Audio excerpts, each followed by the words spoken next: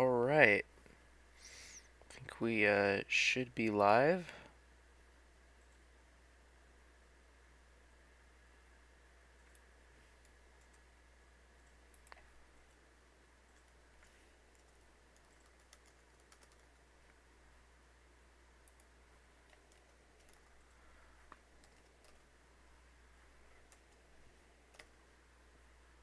Can you work?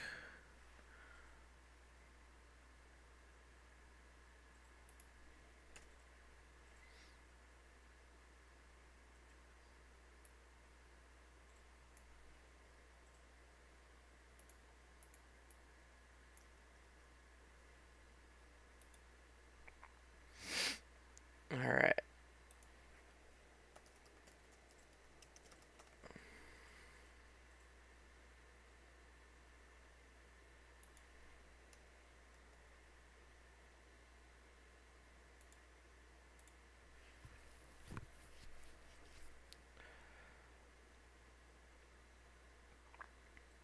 Cool, it looks like it's working. Oh, I need to edit the title. There we go.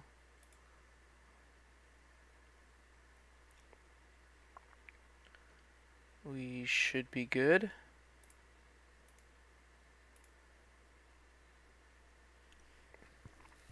And I'll start playing in a moment.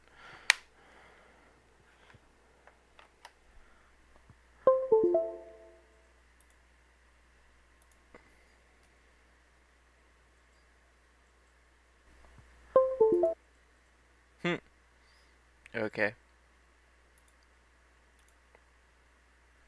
Hey, thanks for joining the stream. I am just getting things set up right now.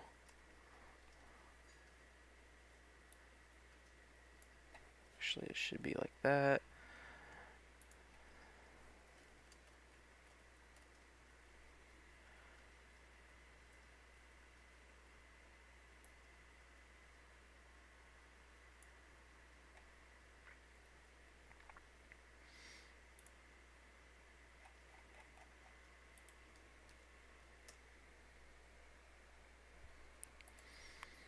And then I'll drop the link in one more place, and we should be good to go.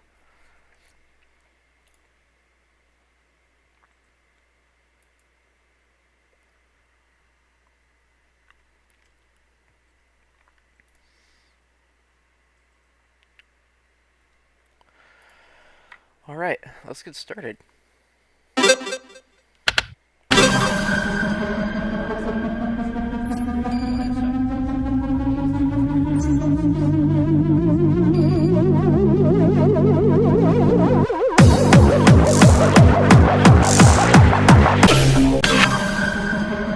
That's not a good person,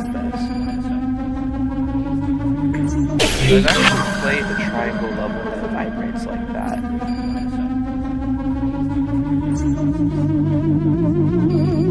So, I know what that's like. It's not that hard. I imagine that this is going to go a lot faster than that other level, so...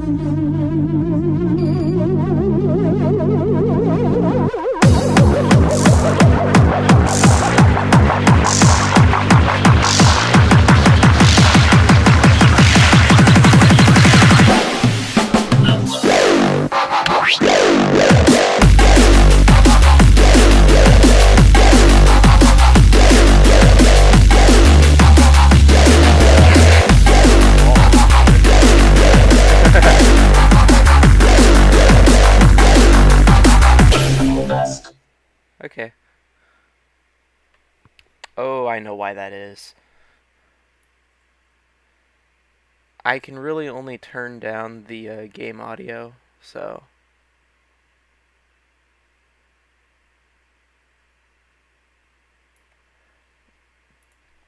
Okay. So, I have played a level that vibrates like that. It was a lot simpler and not that hard. This one, I think, is actually going to have teeth. So, Let's keep playing and see where it takes us.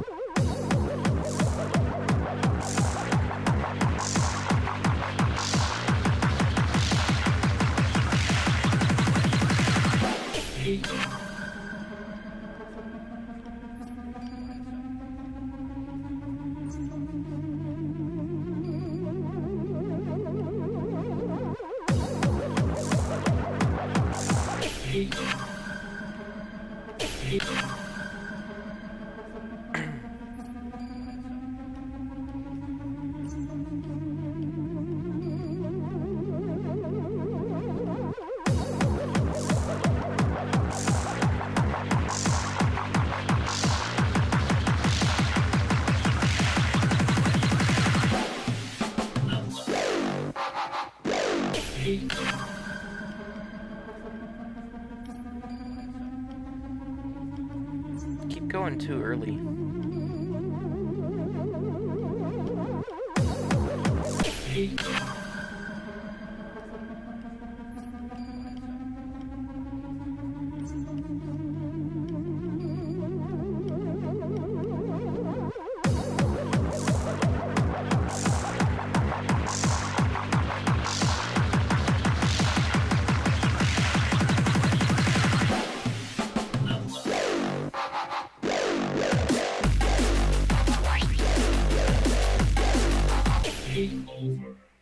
Okay.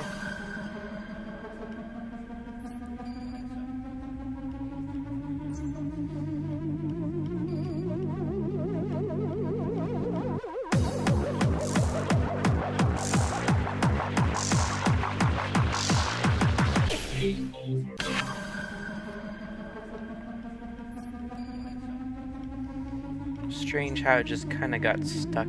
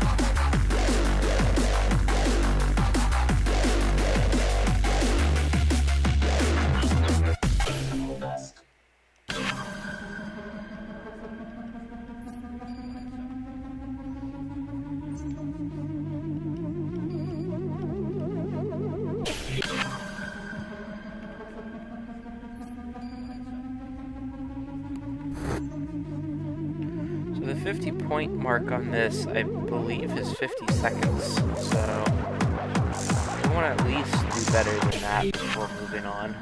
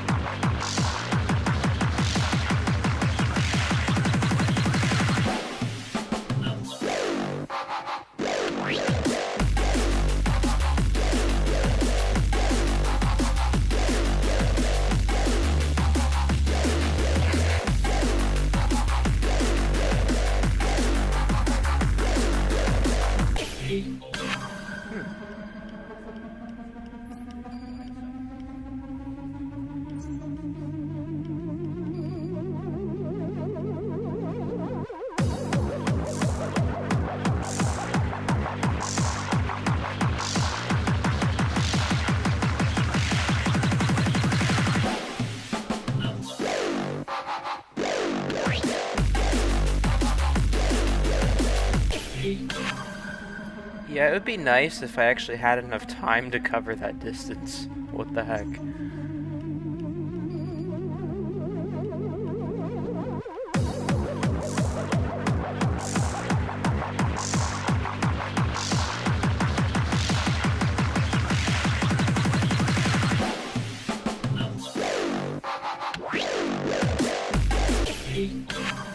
Yeah, I couldn't dodge that. What do you do with that situation? I don't know.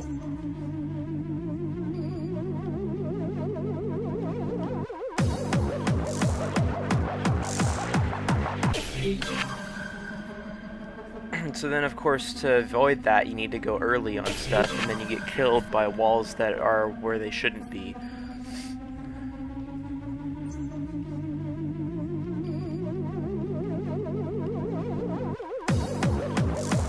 And that's because the corners, which is where you're going to hit a wall, are, you know, further away, right? You're moving in a circle around the triangle.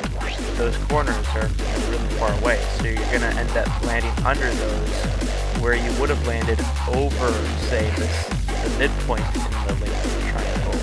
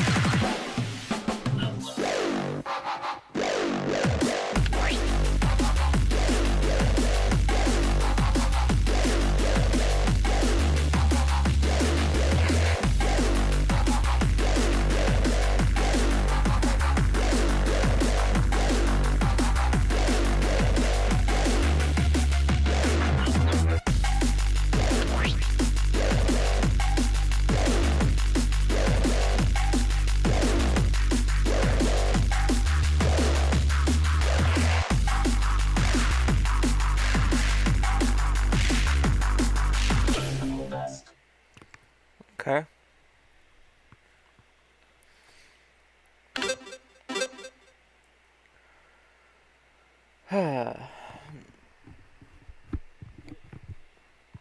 Well, let's take a look at what frostbite is like.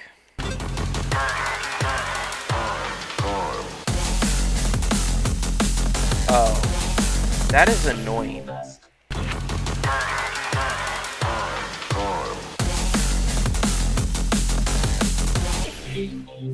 Really, it is on the other side.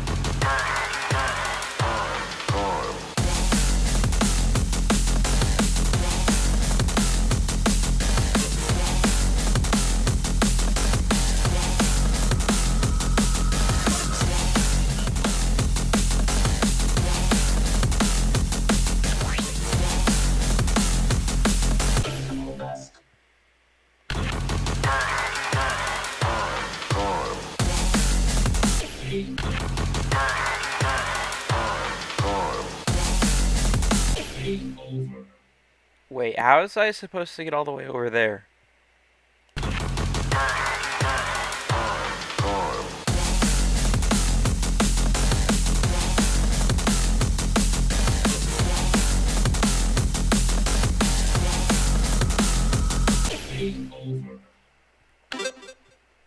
You can't even read the text here because it's too low contrast.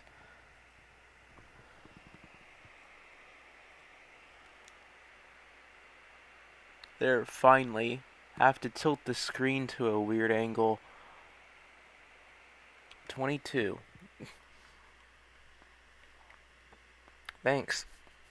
Hey, why aren't you playing? Just wondering.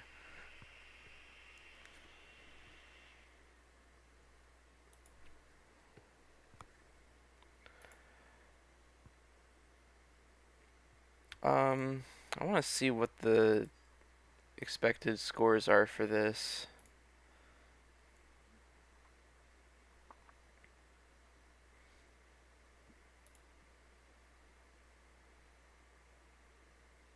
Oh, toxin is supposed to go up to 70 and frostbite up to 50.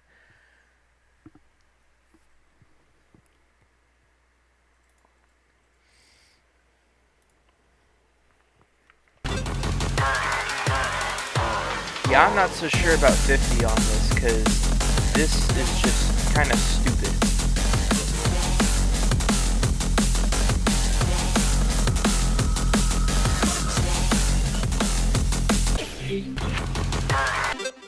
Who built this? Of course I can't read it because it's doing this, right? Like, I think that's the point. Looks like it's Maniac.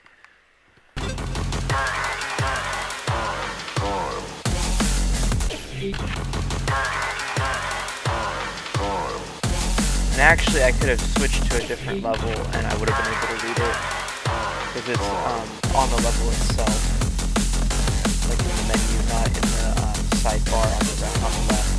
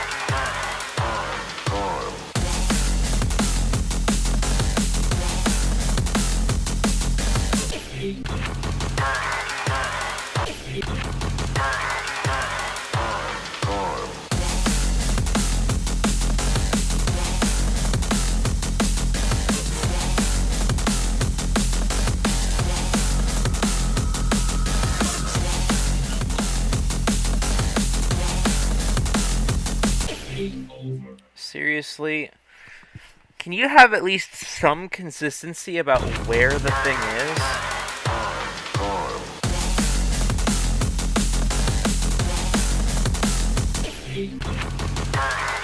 My goodness.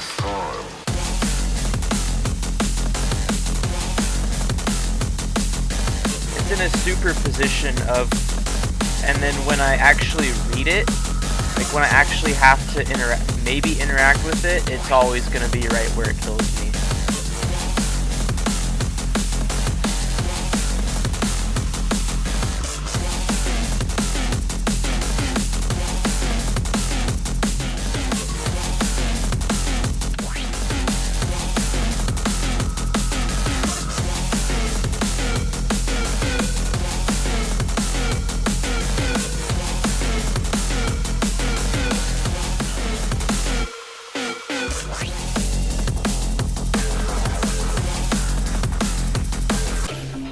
Alright, good lucky run.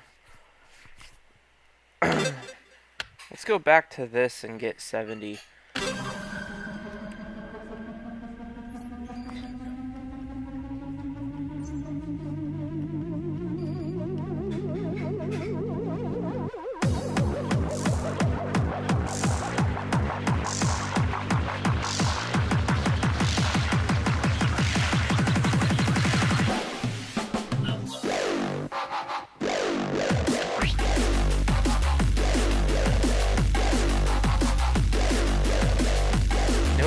None of these levels do this sort of visual nonsense, like what Insight, Toxin, and Frostbite do. I think that suggests something about level design.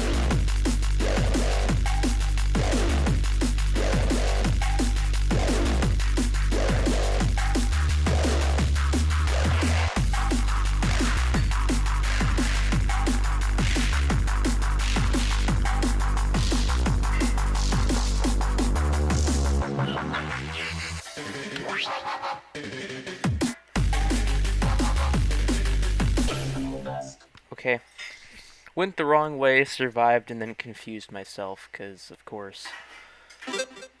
Alright, now for vault. And then we'll go back and pick one of these to improve. We might just stick with vault, because the other two are so visually repulsive. Okay.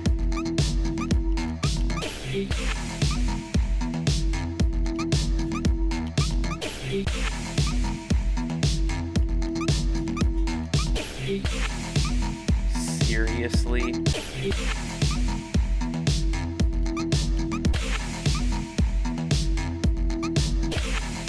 What is this?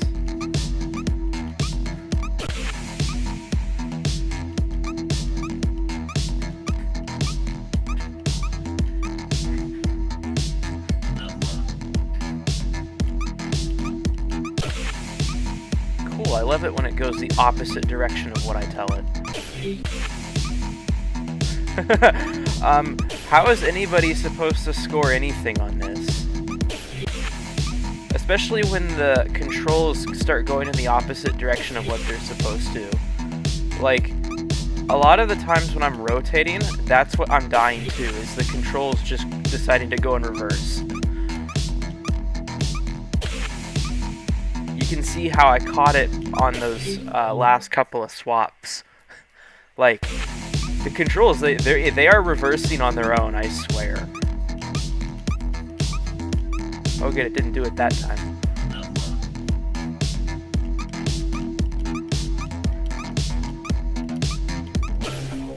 And that definitely reversed on me.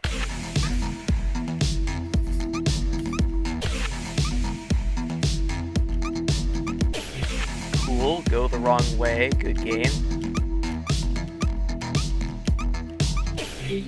Definitely the right way to go there.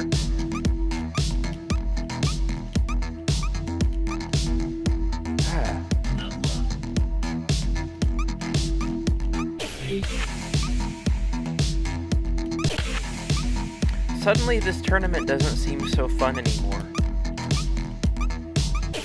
Cool, go the wrong way. Good game. Nice, went the wrong way again.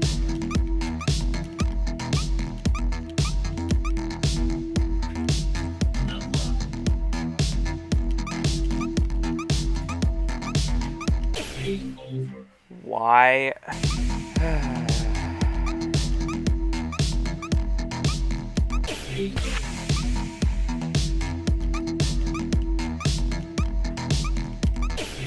Stop going the wrong way, my goodness!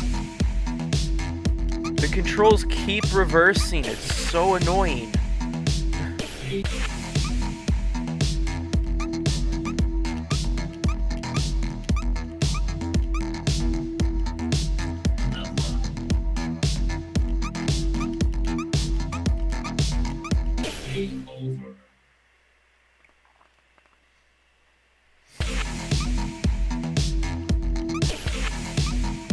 Yeah, I suppose it's good for that, but man, this is annoying.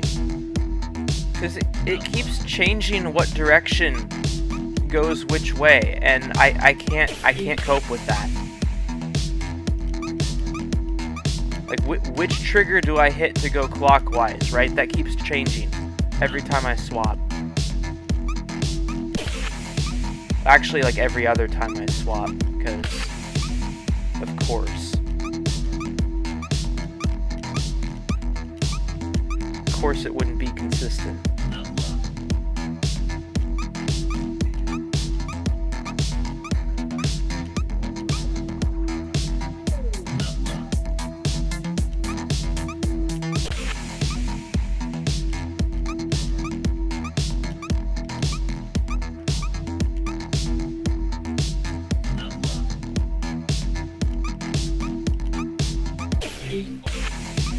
Nice wrong way.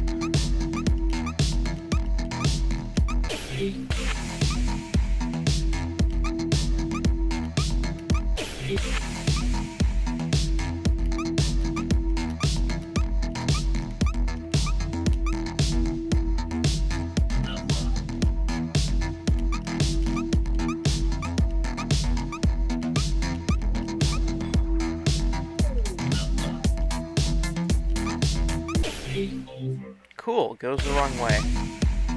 Like, that's always going to be how I die, because it goes the wrong way. And there's nothing I can do to stop it from doing that.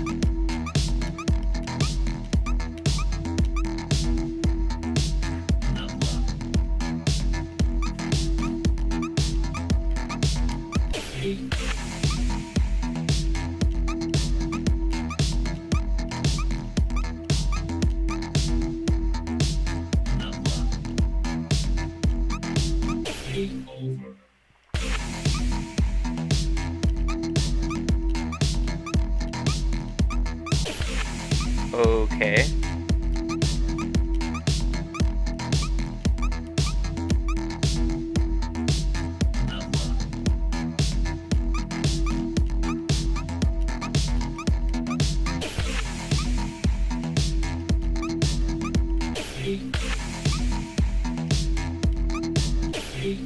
So, what score is expected for this? 50. No, nobody's getting 50 on that.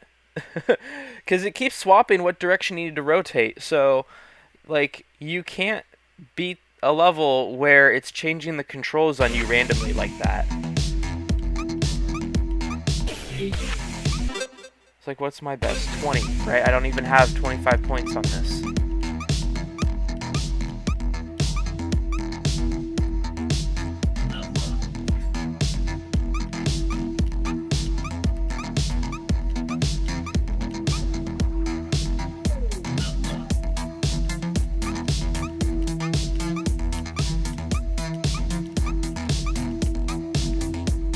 Okay.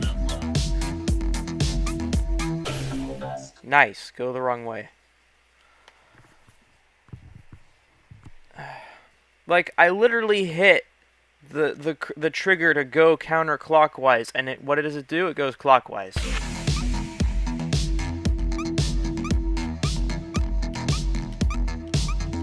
And I'm sure the replay will say, no, you hit the other trigger, you hit the wrong trigger. And it's like, no, I hit the correct trigger. Because the replay is always going to affirm what the game is doing. Not necessarily what actually happened.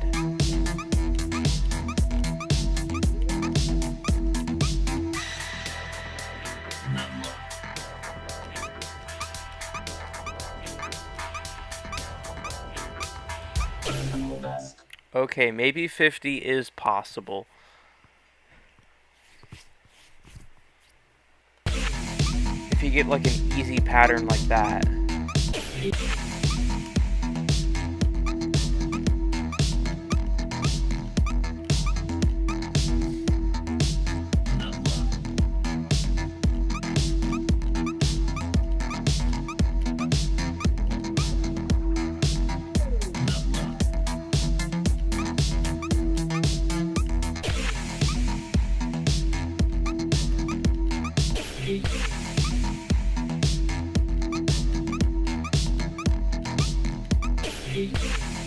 Okay.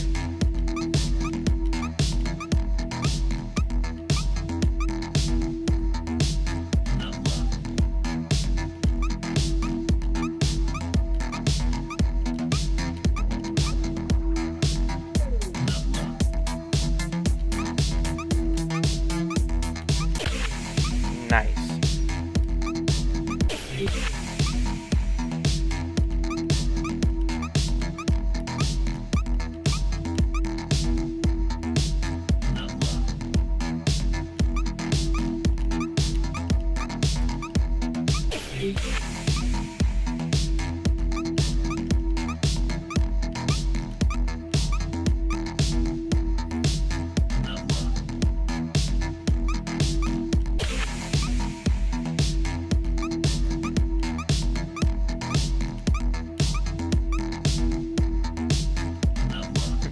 Maybe V could just add this directly to Orthoplex, because none of the levels in there prepared me for this.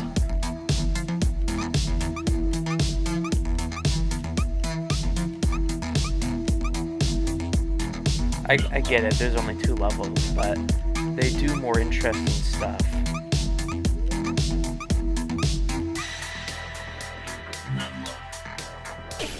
I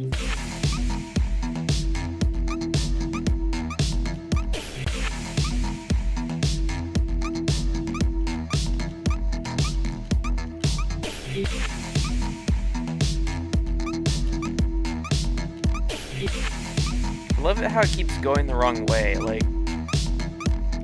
it's just random which way it goes.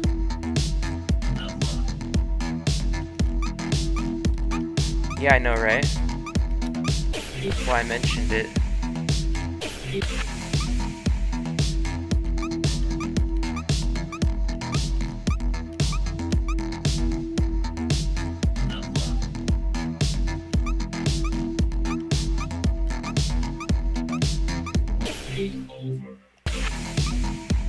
Yeah, I remember seeing that in the videos.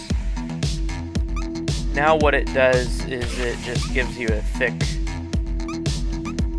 boy that's you almost always have to swap to clear. Sometimes you can actually clear those without swapping though. I've done that a couple times.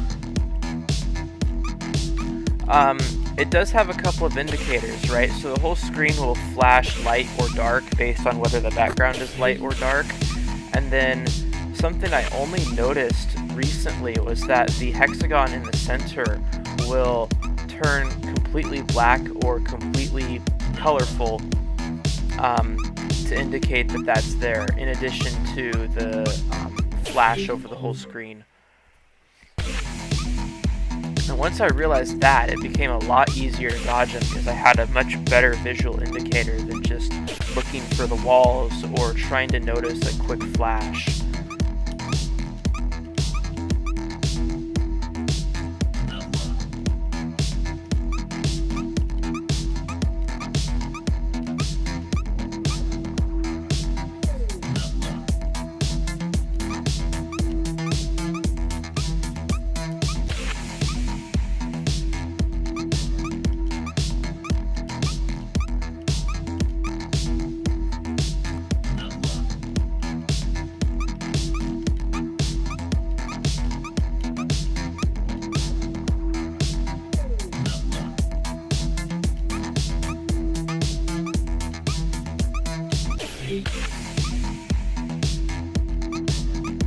I have a feeling I am not going to do very well, because last week I kind of took a break from all the stuff that I was supposed to be doing, and now I've got some very challenging levels here, and I'm just going to have to work on that stuff now, so I won't be playing these as much as I played the other levels, which I guess is fair. Like, Technicolor and Neurodance were actually a bit of fun.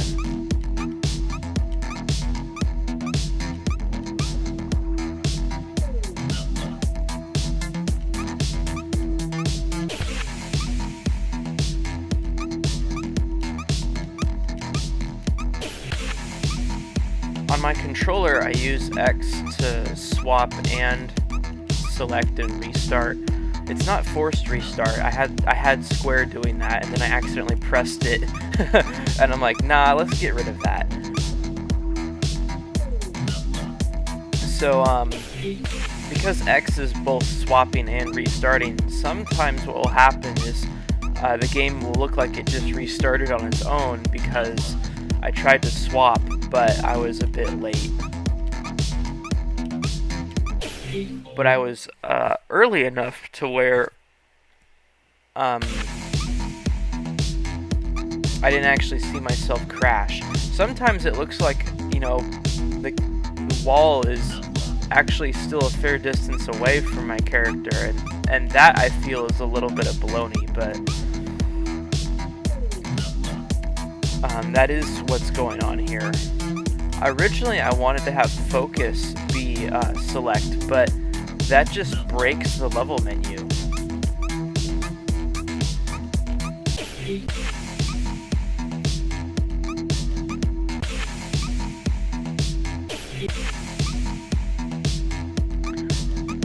Back when I had X doing focus as well as choosing a level and stuff,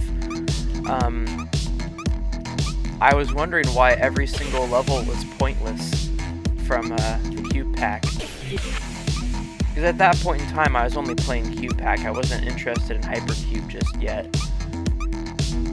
And so, no matter which level I tried to play, it ended up being pointless, which is like, wait, why is everything the same?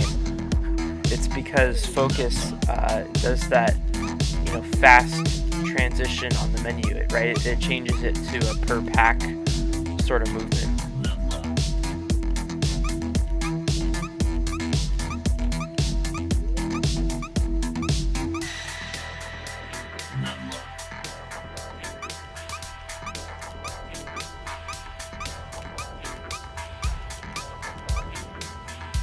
Okay.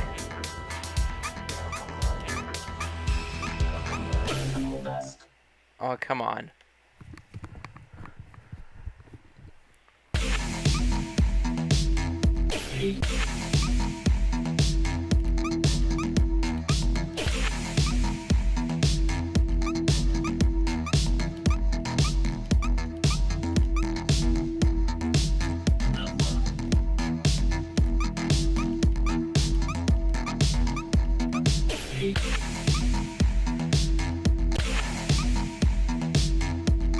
Just a little bit short of that 50-second mark.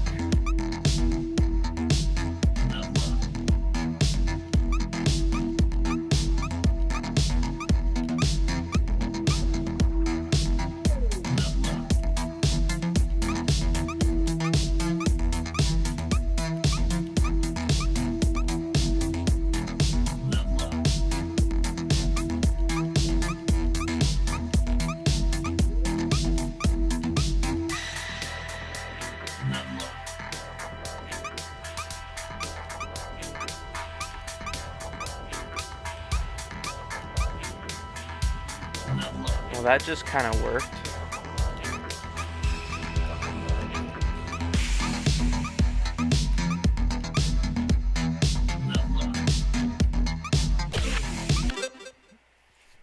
Yep. See, that's what I'm talking about. The game just restarts itself. Alright, thanks for watching.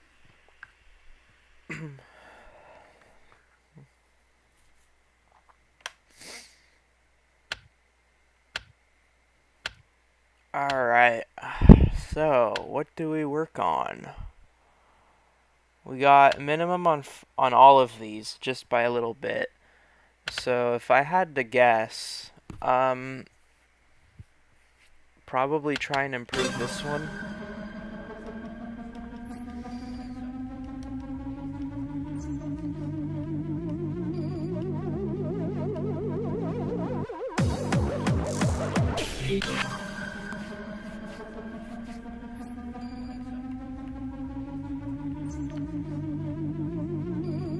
If they made it blue, they could have called it Arch.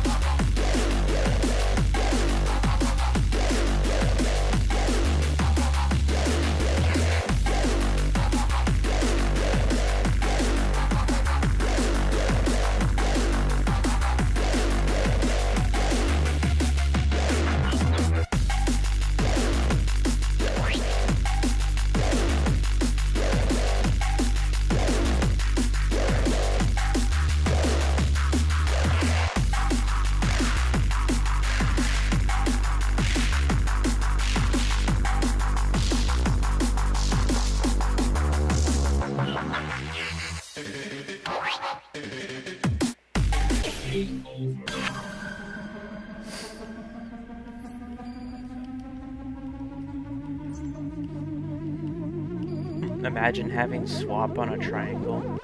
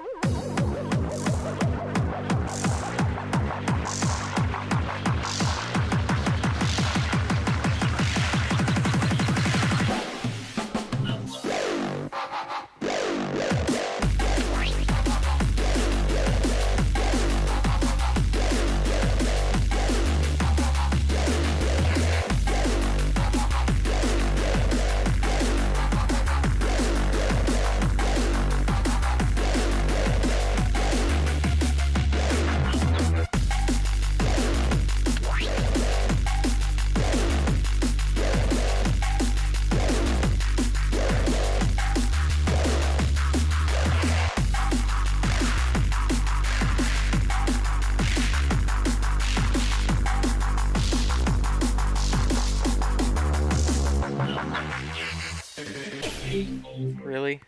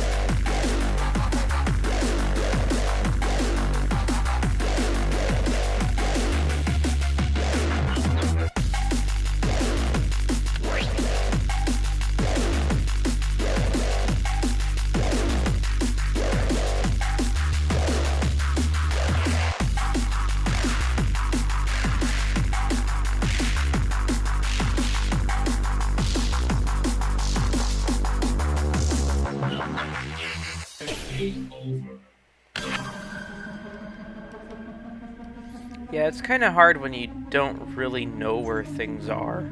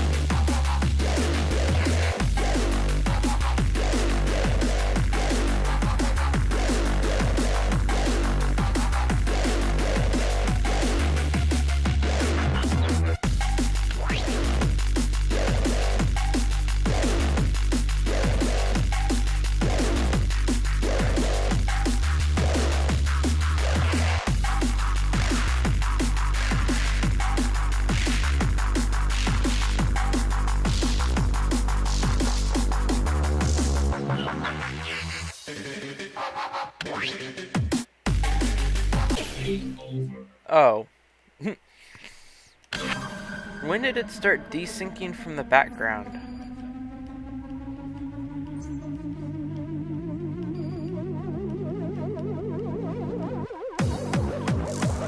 Not here.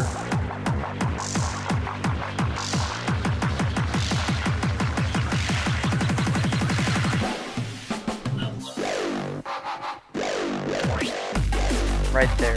Okay.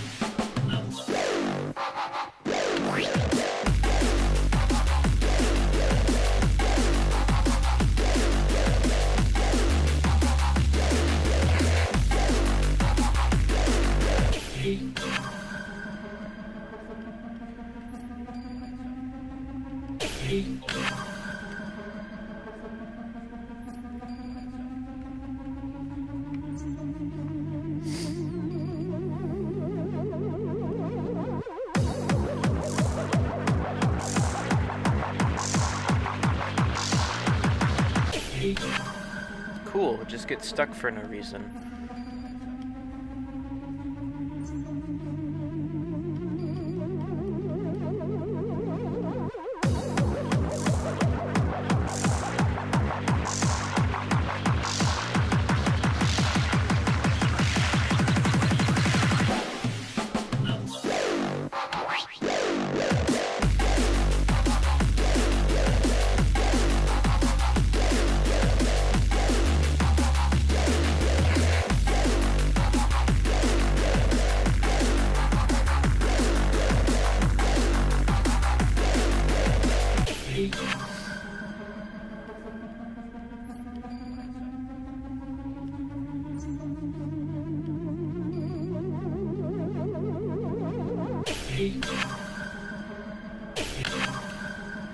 Hi Hunter, I'm doing okay.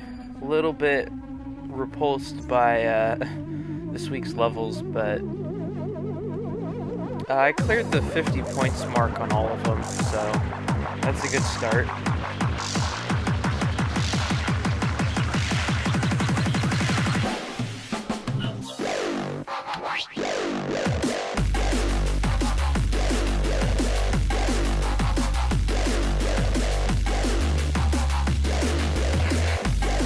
Were blue, you could have called it orange. Just saying.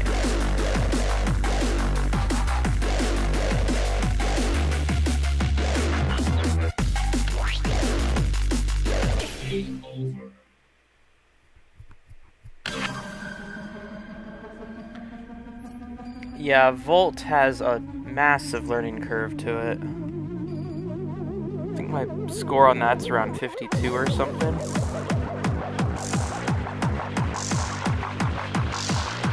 Time.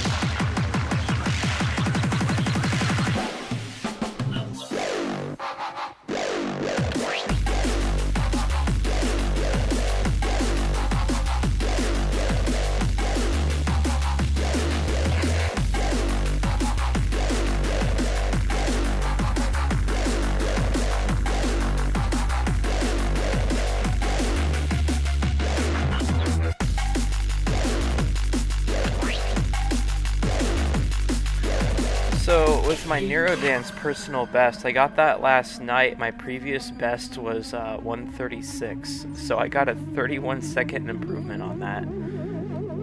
Blew me out of the water.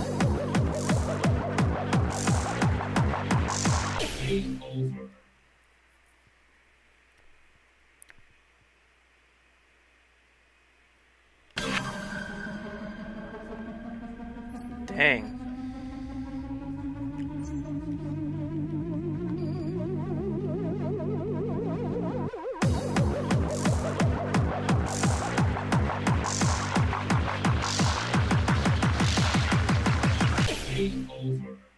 Oh, Neurodance. So the score I submitted last night, or this morning, that score featured a 31-second improvement over my previous best, which itself was an improvement over my previous score.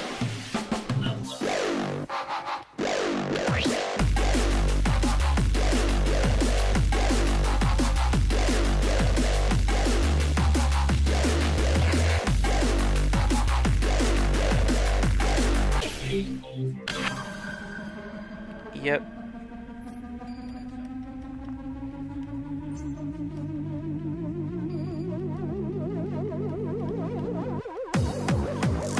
It's basically just muscle memory. You gotta get the timings right, and then you can do that. Then you just need to know where the gap is, not necessarily see it or see you. You can just go there.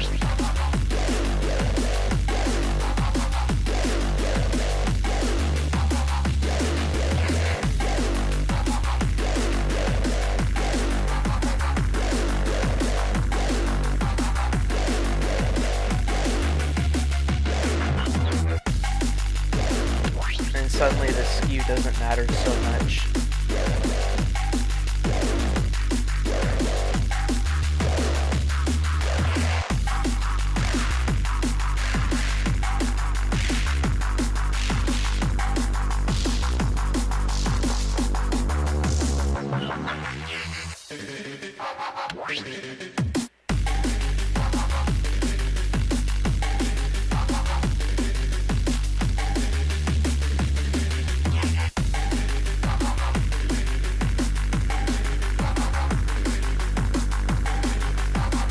Alright, we seem to be getting somewhere.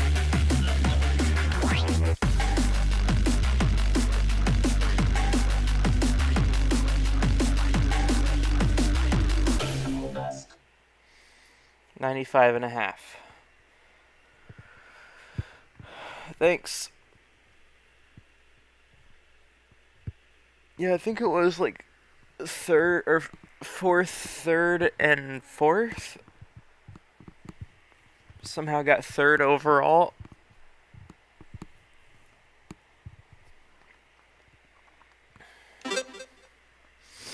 Let's see, I have the spreadsheet open.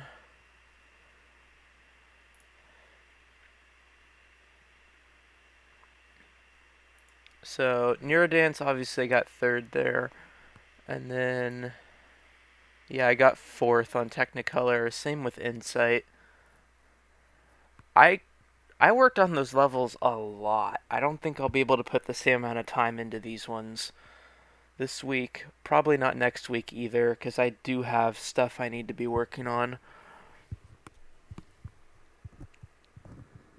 But last week I just kind of took a break, so I indulged.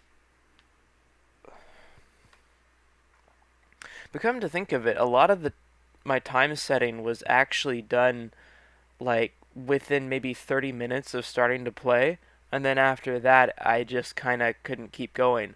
So it's like maybe I just need to play for a little bit every day, and that's what's gonna get me good times, because that's basically what it boiled down to last week. So we used the stream to get good starter times. I think Toxine is pretty solid, at least this time is. But I know it could go up. It's not as visually annoying as Insight. Frostbite, on the other hand, well, let's give it a go.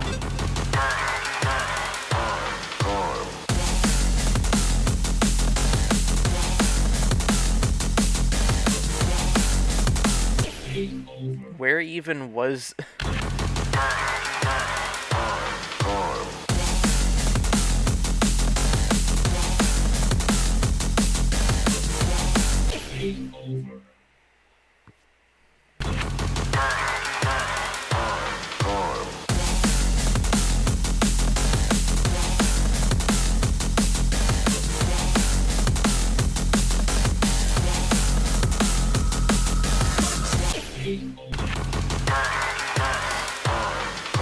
Pearl, that's Mr. Crab's daughter.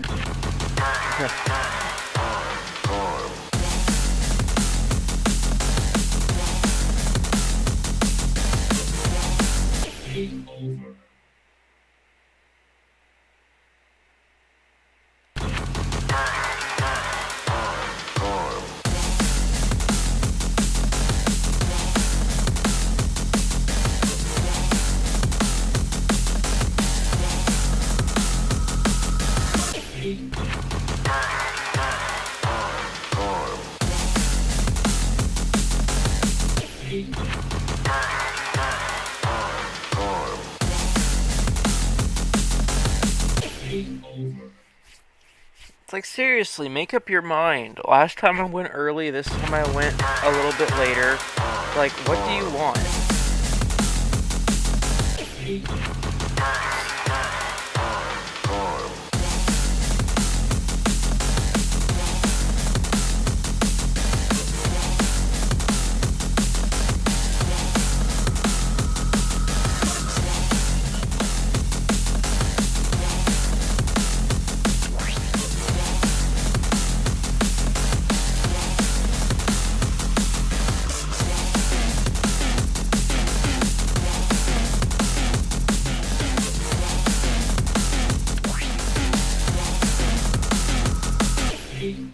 Oh, that one just suddenly moved too.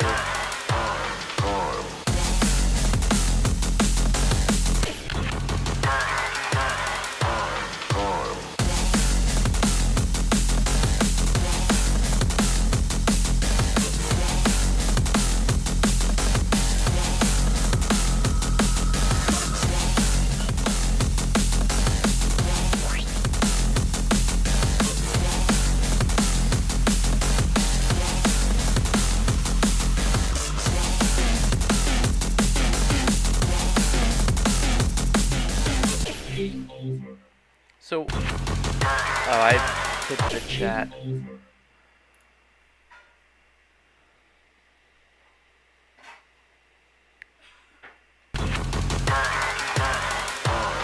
So what's up with Maniac producing the most visually annoying levels?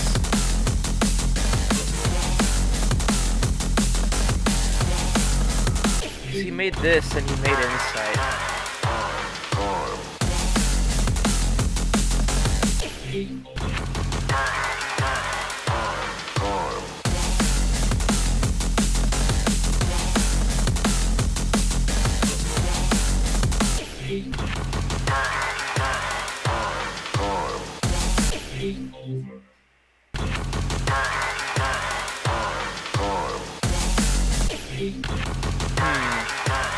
Would that name happen to be a reference to the Backrooms entity?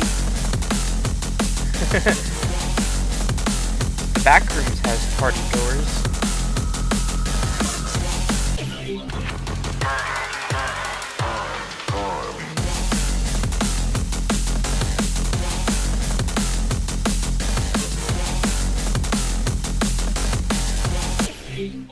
I think I clipped through a wall. That's weird.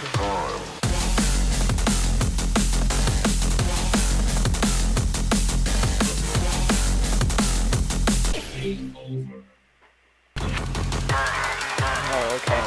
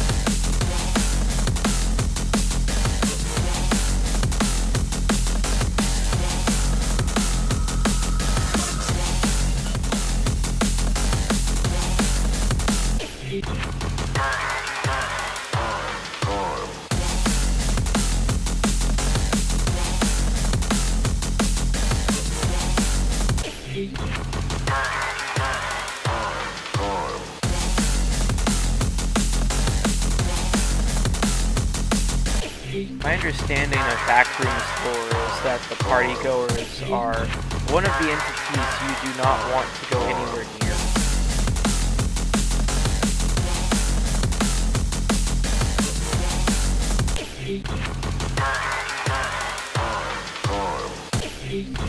It's like, yeah, you can navigate clumps and other things, but if you see a partygoer or any sign of one,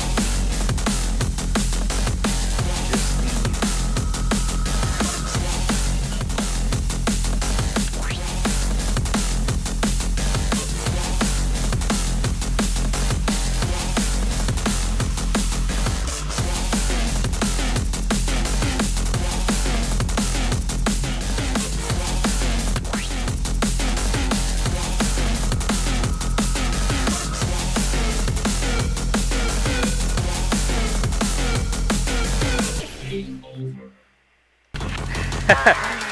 Yeah, that's what I was guessing, since you talked about it being visually extreme.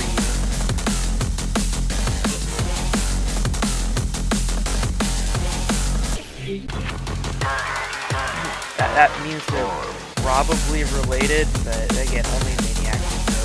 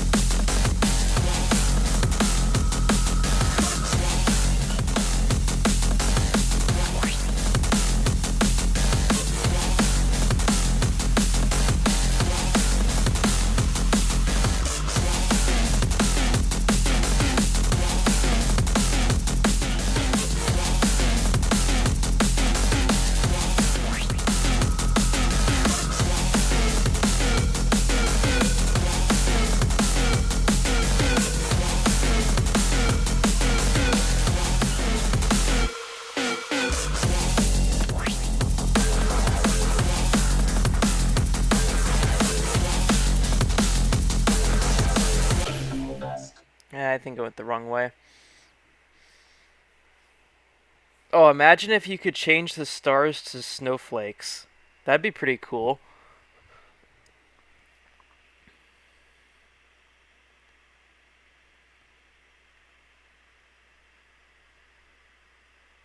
Yeah, I hope so.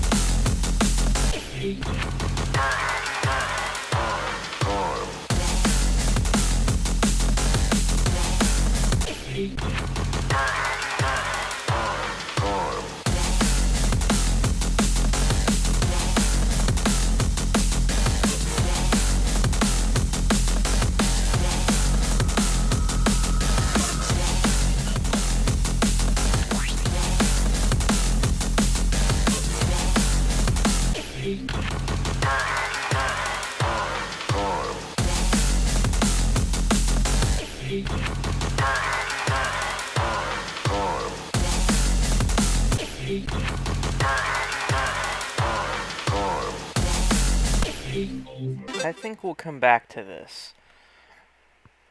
What time is that?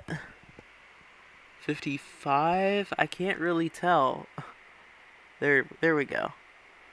Yeah, my screen is a TN panel, so I have to get the right viewing angle to see it with that little contrast.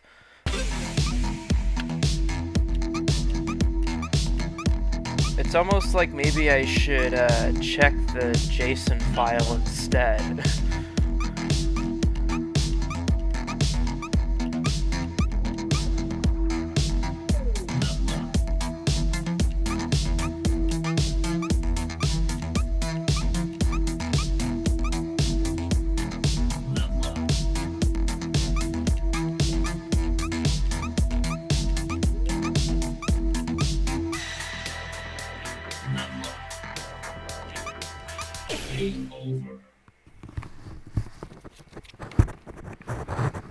Alright.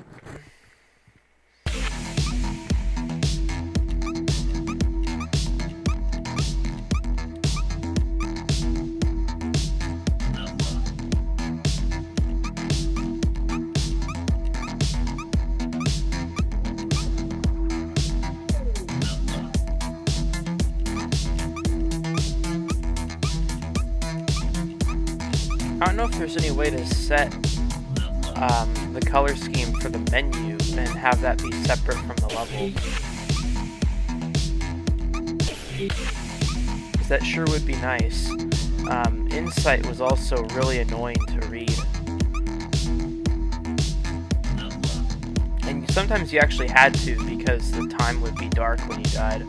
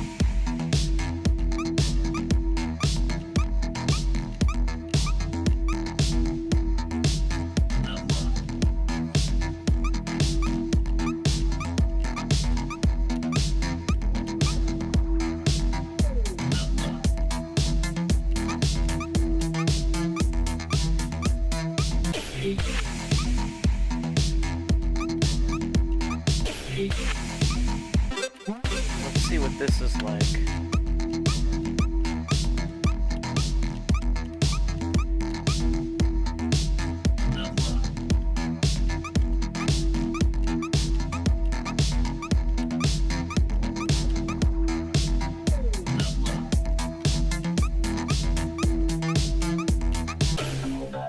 Okay.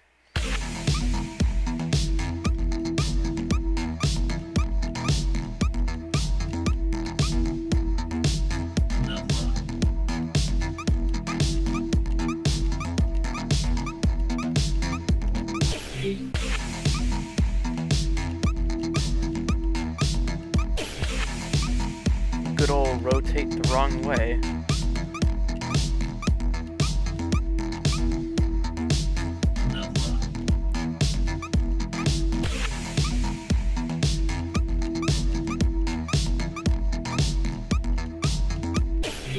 So what's the functional difference between this and regular speed?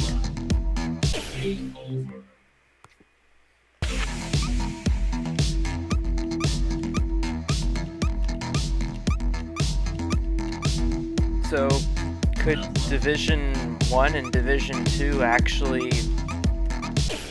just be the same for this particular level?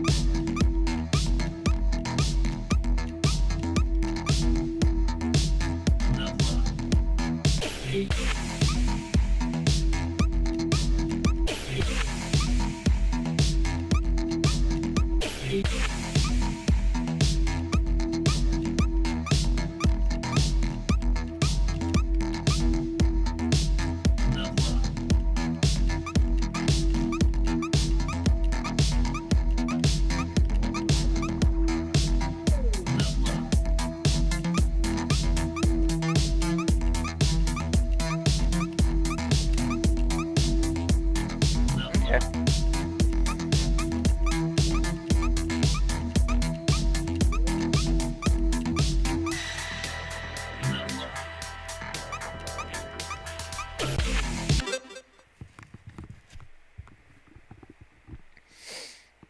Yeah, I was noticing it was a little bit faster.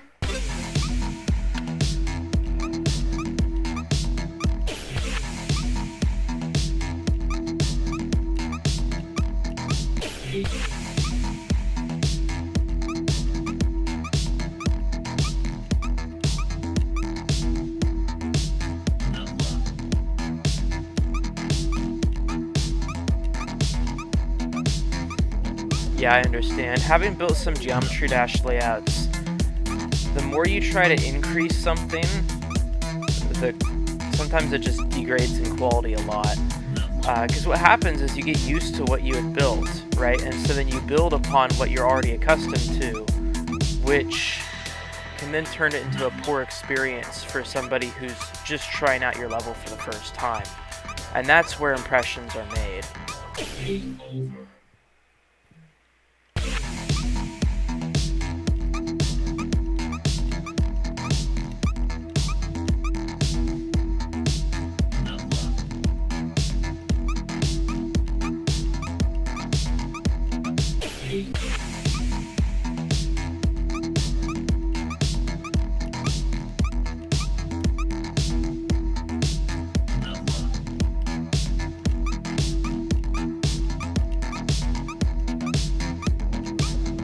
That was an easy pattern.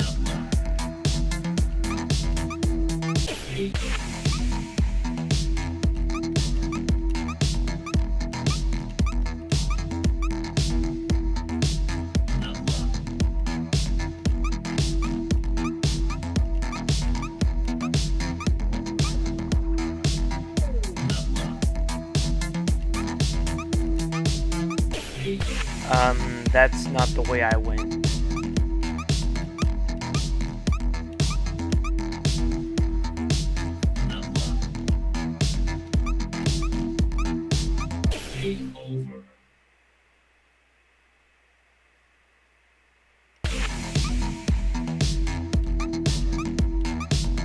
Oh, I see what you mean.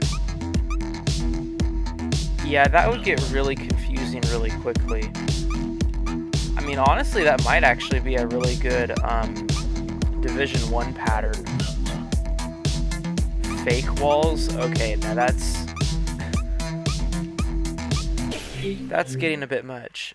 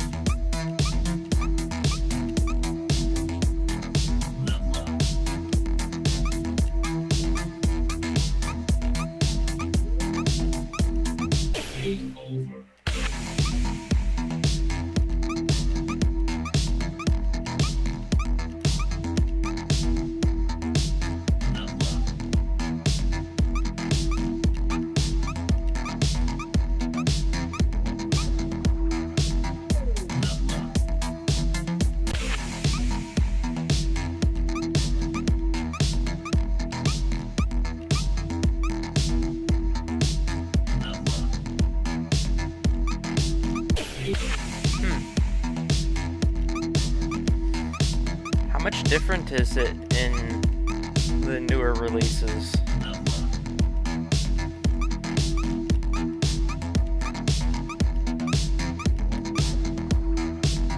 I understand you're writing Lua Lua and JSON code to make the level do what it does.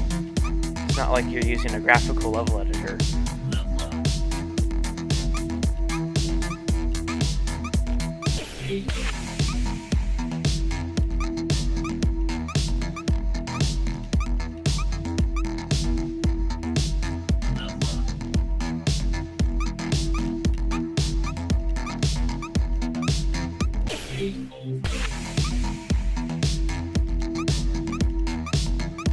Okay.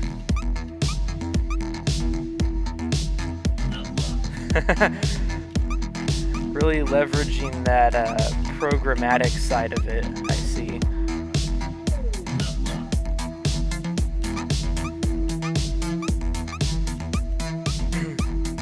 Because JSON, right, it's just a storage format like text or XML, or YAML.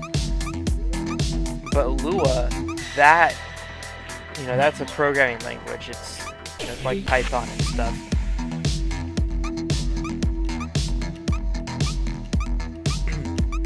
Yeah, it piqued my interest when I heard that Lua is actually one of the fastest scripting languages. Like, oh, I should probably learn that, especially since it's used here.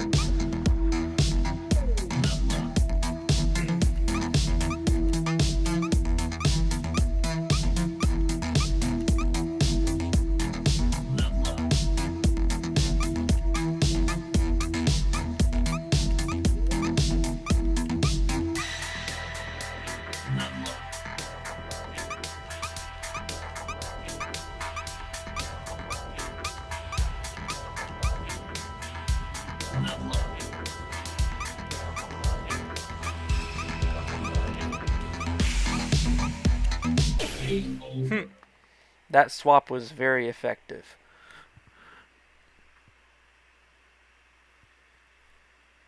Okay, that's good.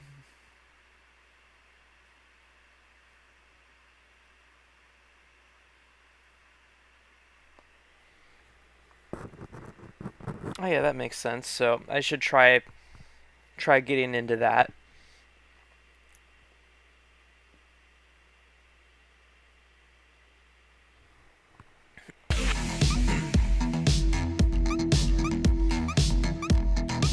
I noticed that the easy version, like 0.85 speed of Acceleradiant, doesn't have any imposter walls, but then all the other difficulties do.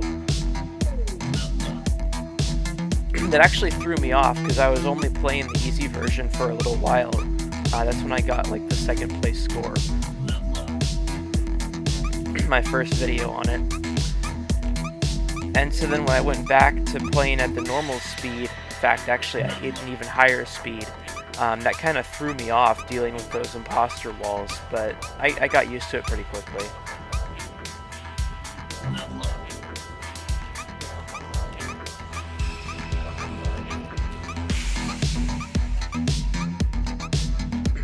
When I got first place on it, that was without a doubt the easiest first place score available, and then N-Dagger just completely stole it. I predicted he'd drop a 400 and he dropped 396, so pretty good.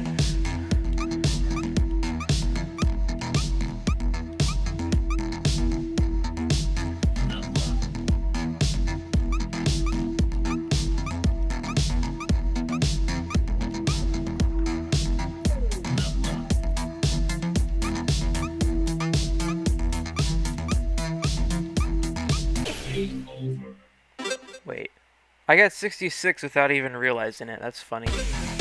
I noticed like the 52.5 I had earlier, but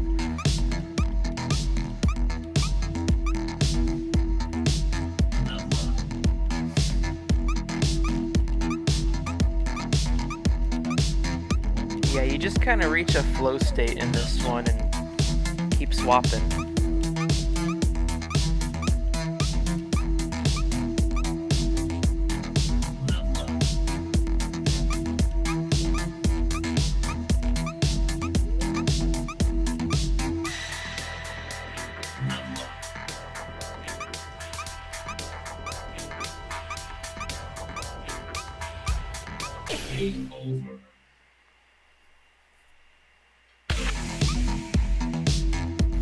Yeah, definitely.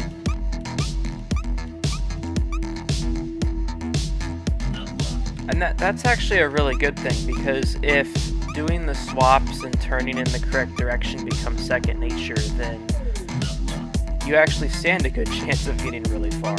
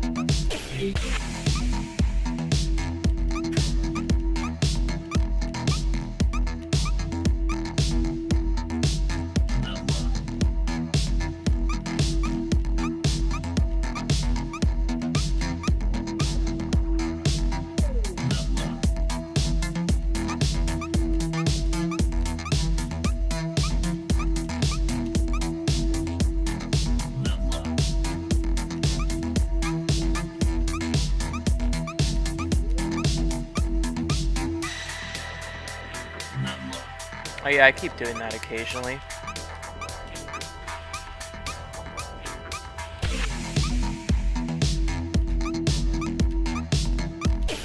Like that. I didn't mean to demonstrate it, but, you know.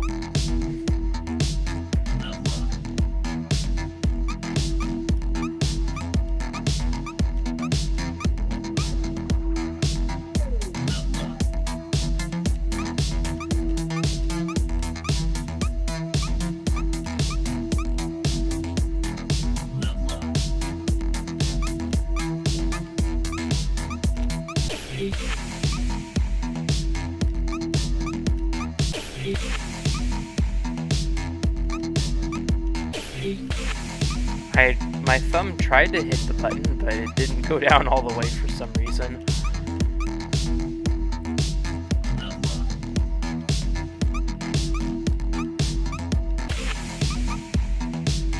For context, I'm using a PlayStation 4 controller. It's a wired one. And I use X to swap. I also use it to select levels. So sometimes when I crash, because maybe I tried to swap a bit late, it just ends up restarting.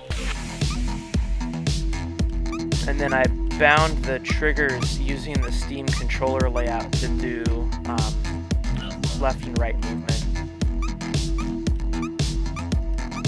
And then I also bound, let's see, those are actually the bumpers that do that. I bound the triggers, which are, you know, analog. What I did is I made those hold down circle at the same time as moving, right? So if I hit a trigger, it's just going to automatically go to slow mode or focus mode. So there I'm hitting the triggers instead of the bumpers.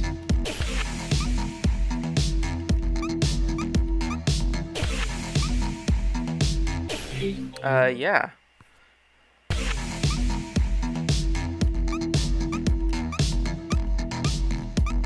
What I've noticed is that my laptop's keyboard is actually not that solid in terms of latency. So I could either use like 2 mice. I actually have done that with Super Hexagon, but I decided to go with the controller, and that's really working out.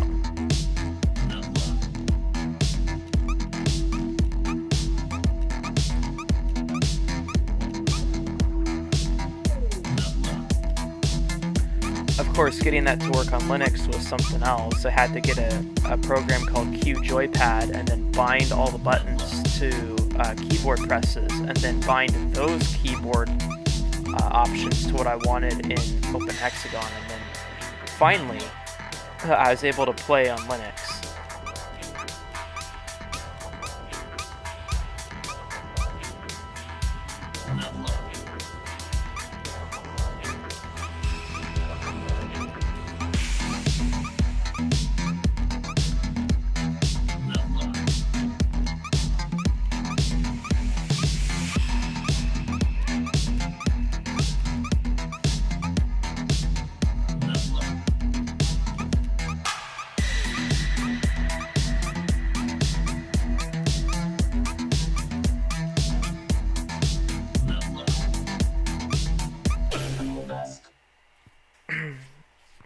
Yeah, it works. By default, Open Hexagon just uses this left stick to move around. And I use that if I need to do something like scratch an itch. I might switch to only using the left stick if it's not one of these swapping levels. But yeah, I just had to get the triggers working so that way I could use both hands to actually control it. Because I started playing Super Hexagon on mobile, and so I was accustomed to one side of my body moving in one direction and the other side moving in the other direction, right? So right would always be clockwise and left would always be counterclockwise. And so by setting up the triggers on the controller that way, it still makes sense. Because, yeah, I did first try out Super Hexagon with a mouse where you've got one hand and it's which finger on the button that controls which way you go, right? So I think the left index finger would go counterclockwise, and middle finger on right click, that would go clockwise, and that just wasn't working out for me because it was the same side of my body controlling both directions. What I found is I could use like the A button and then the right arrow if I wanted to use a keyboard, and that was fine on my old laptop where the keyboard was a bit more responsive. But when I went back to the game about a year ago, I decided to just plug in a second mouse and call that a day. And then I also swapped what directions they were so that my index fingers would go in the same directions. That was a lot of hassle though.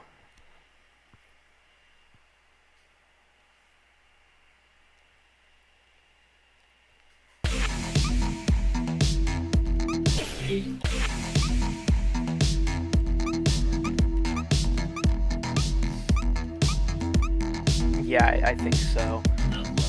But again, and I don't think it's practical because of swap and focus, because you need to have like additional buttons on a mouse for that to work. But with Super Hexagon, you can get away with that.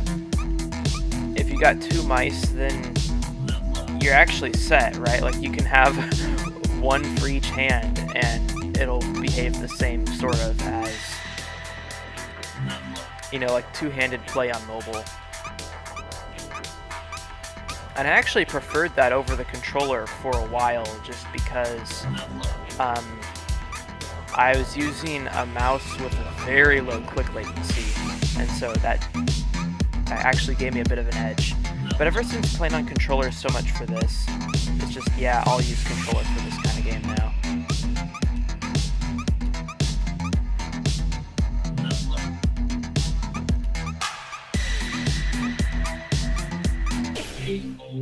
Nice. Nice.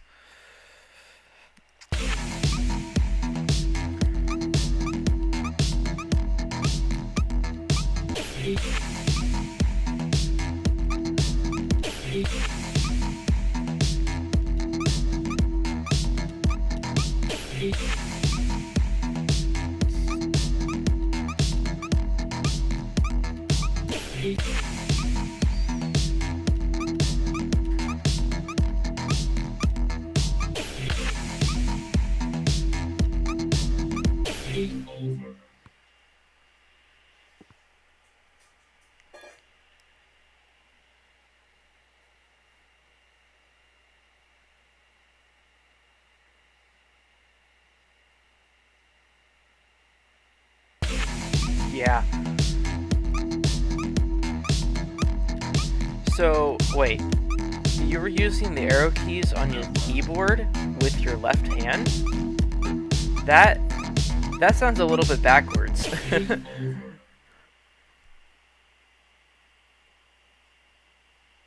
Right hand was on space. Wait, so your hands were crisscross? Because the arrow keys on a computer keyboard are on the right side of the keyboard and the space bar is in the middle.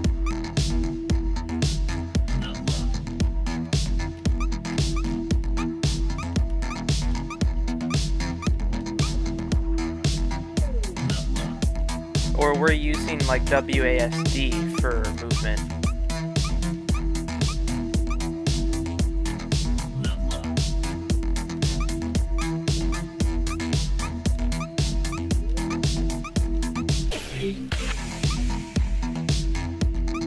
So it was crisscross. Huh.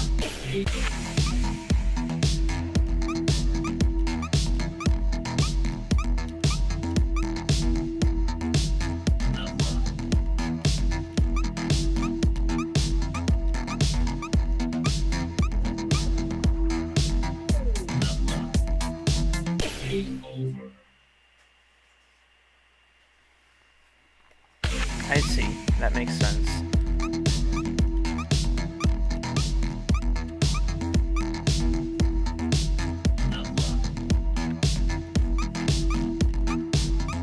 Yeah, you do kind of get used to using a certain hand for action and another hand for movement. I played some DOS games when I was a kid, and also some other non-DOS games where you did move around with the arrow keys, and that's backwards to a lot of things that you typically see these days. So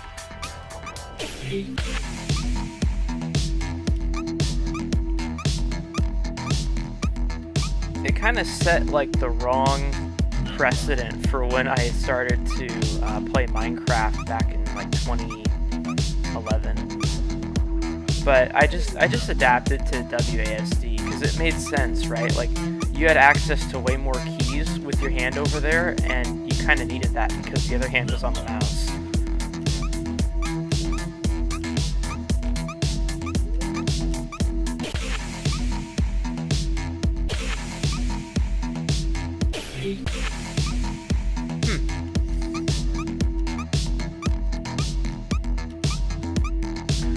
Yeah, so from having played Super Hexagon on mobile, I can't do the movement on one hand. It's not gonna happen.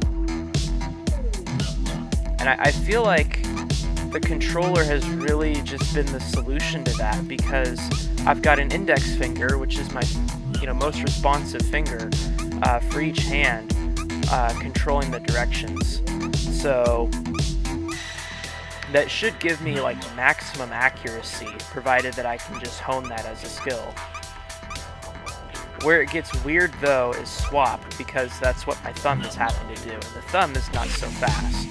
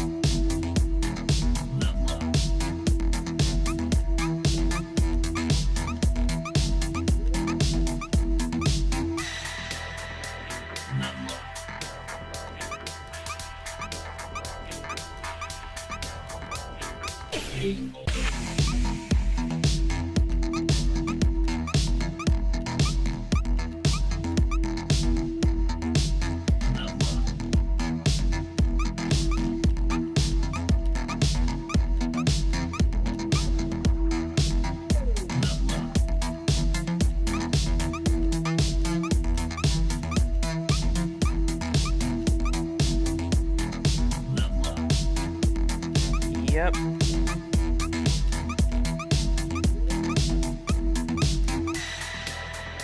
like last week, I'm gonna call it good around 3 o'clock, so that's in about 20 minutes.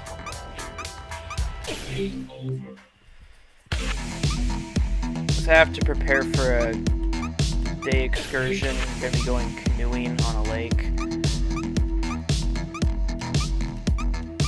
I also have to make a flyer for an event, so.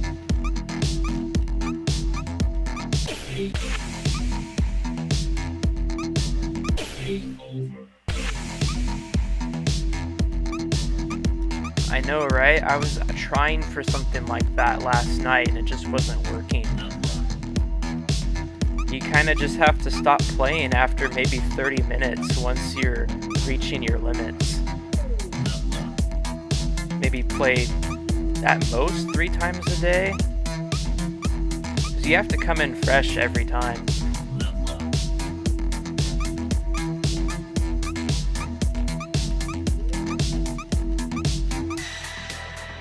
I mean, you saw, I actually got like that 76 as a personal best not that long ago. It checks out when the level is fresh and I'm still working on a learning curve.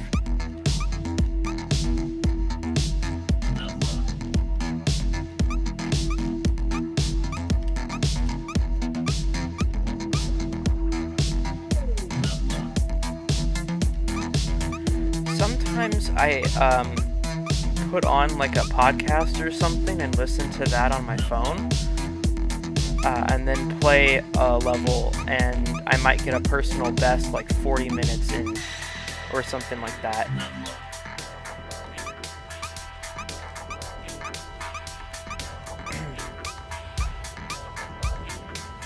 I haven't done that with the tournament levels, but I might do that. I've done that with some other levels and it's been okay.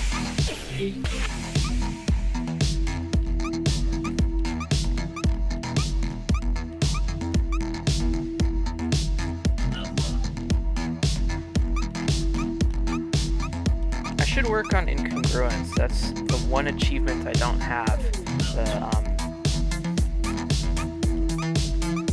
The high speed version of it.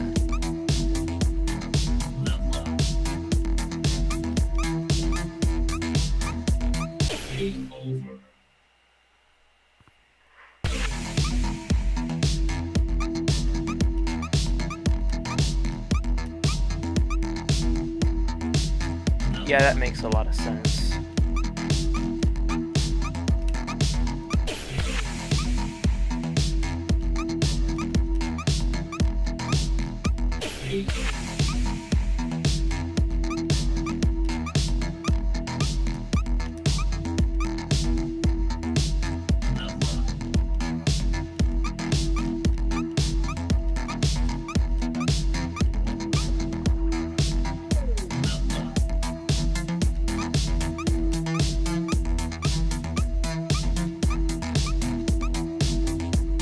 Well, that was easy. Get some more like that.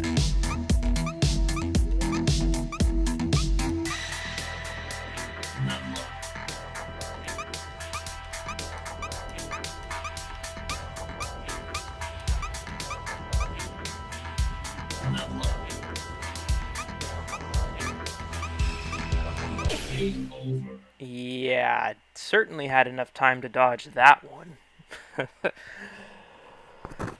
Alright, let's go do Frostbite for a bit.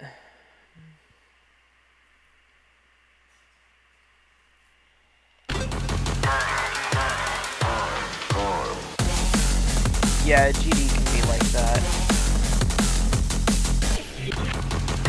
It's actually impressive just how many like extreme demons people clear on the first attempt of a play session.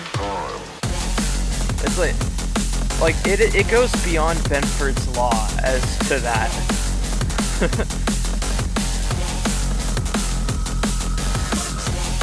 Actually, Benford's law doesn't really apply because we're talking about the first attempt, not what the leading digit is. But if you were to do a leading digit, just because of how many attempts or how many victories are on the first attempt, like, it completely blows that out of proportion.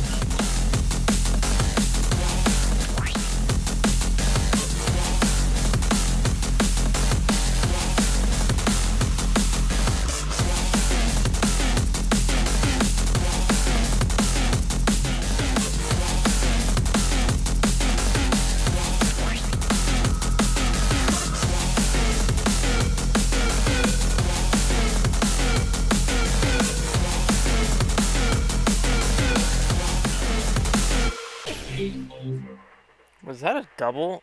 That might be why I died there. 131. Let's look at that.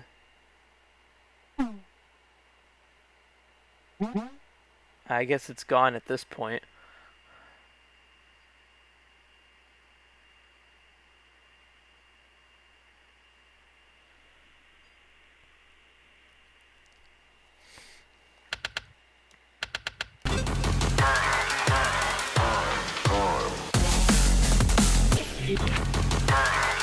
Yeah, other times you need to be somewhere in between, like play a few attempts and then you're warmed up.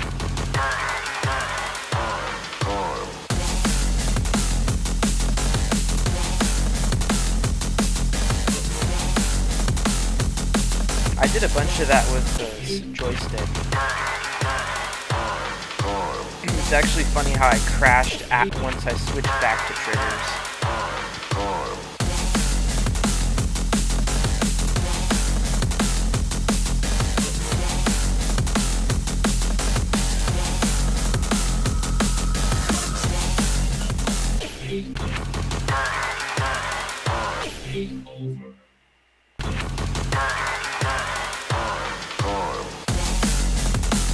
I imagine the leaderboards are kind of a new feature. Because I noticed they weren't that competitive, but at the same time, right, like the game has a lot of history, but it's only been, you know, officially released on Steam since November, so... kind of funny how that works. Like, there's just a lot of history you don't see in the game as it stands right now. But I was surprised by how far back the official Discord server goes. And actually, the original trailer says that the game is free to play, and yet, you know, you go on Steam and it's $5.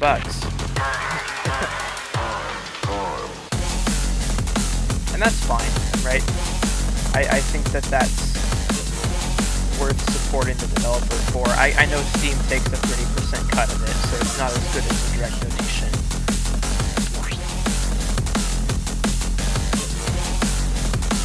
But it does check out that it would still be free to play because, you know, it's something that's open source. If the source code is available, you can always compile it yourself for free.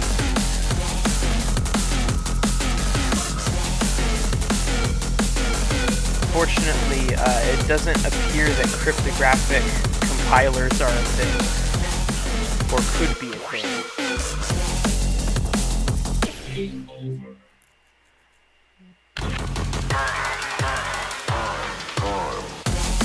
It's still open source though, right? I do understand that there's some use of Steam IDs, so if you compiled it yourself and played it on your own, it would probably still... like, it'd work, but there might be some features that aren't working.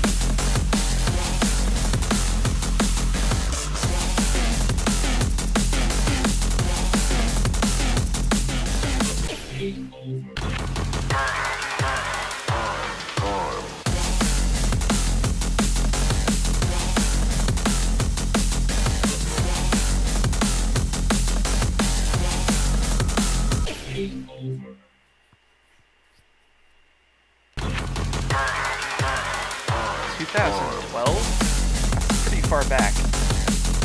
Yeah, I know you said like, so maybe 2013 or something.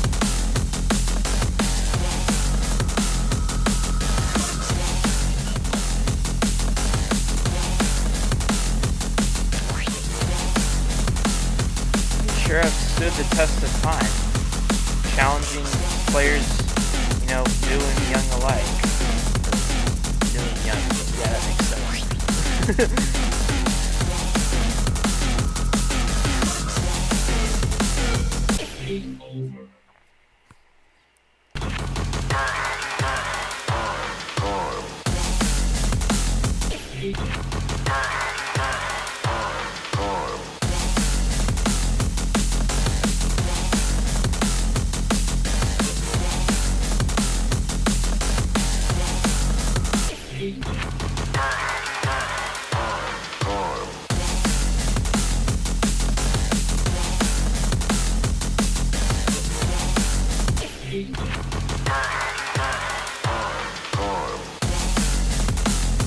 before Super Hexagon? Really?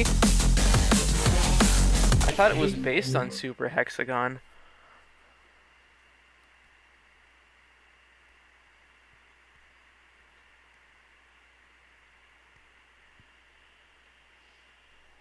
That's interesting.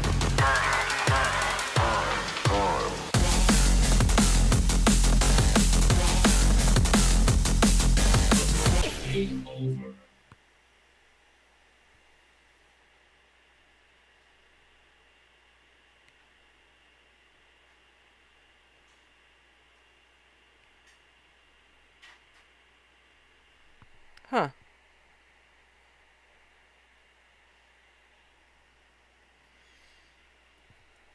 Yeah, I remember playing Super Hexagon back in... Oh, when did I pick that up? Probably 2015 or 2016.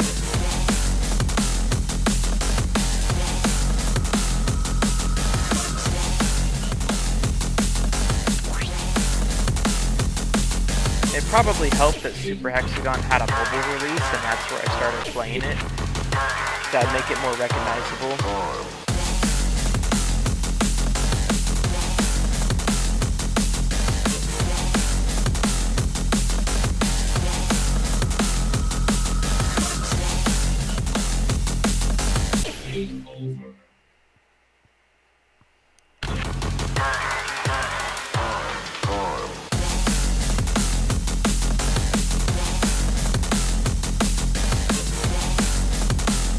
I mean, it kind of checks out that that's how it happened. Open Hexagon sounds almost like it's a knockoff, you know? Like, compare, you know, Office 365 to OpenOffice. Yeah, OpenOffice was indeed an Office product by Sun Microsystems, but, you know, the Microsoft Word and stuff, those were, you know, very well developed. Well, maybe I shouldn't say that, but they were very well established. Like, a lot of people used them and knew about them.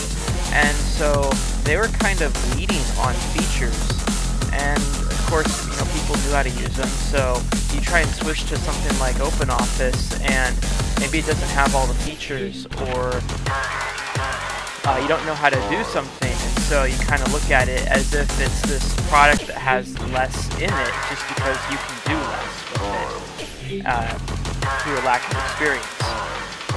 And so, you know, you stick open before the name of something, and it kind of brings back that sort of idea of, oh, this is a knockoff. There's some things you can't do, right? It's what you use if you want to, you know, play the game or do whatever it is, like word processing, for free instead of paying for expensive software.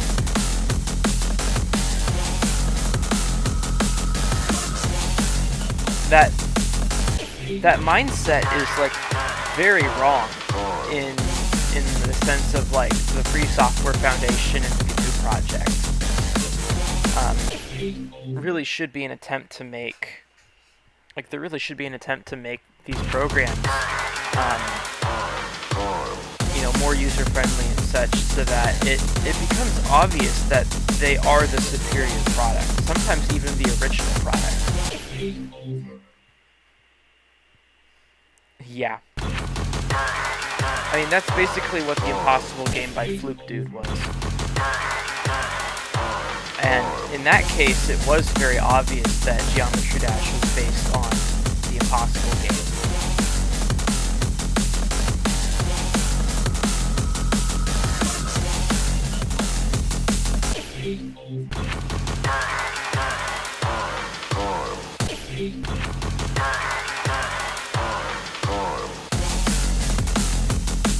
I know this is kind of old news, but there's an Impossible Game 2 that's being developed by Fluke Dude right now, so GD will not be alone in that group of games.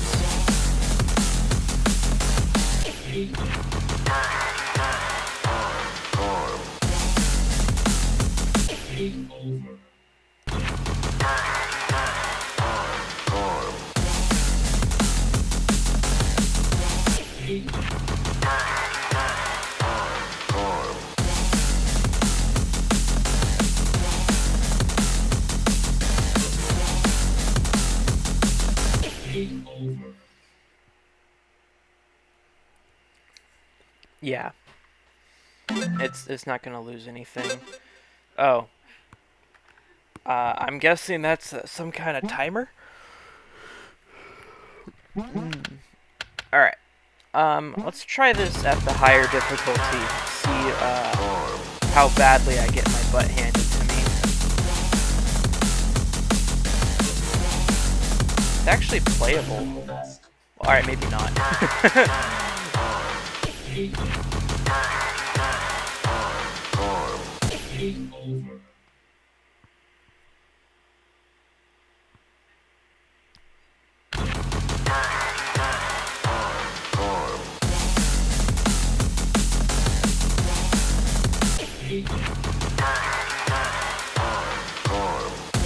Yeah, Geometry Dash was pretty small until their 1.9 release, and Rodtop put it on Steam.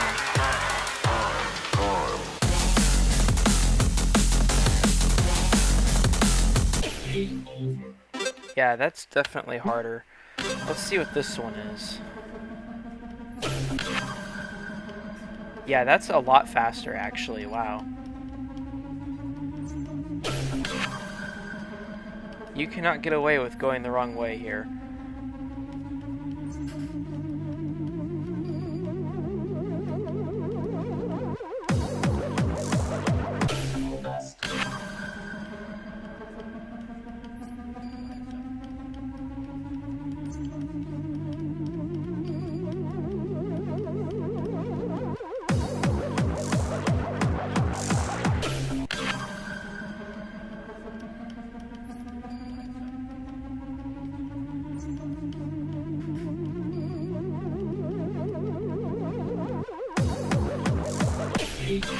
Man, it's so much faster for the first division.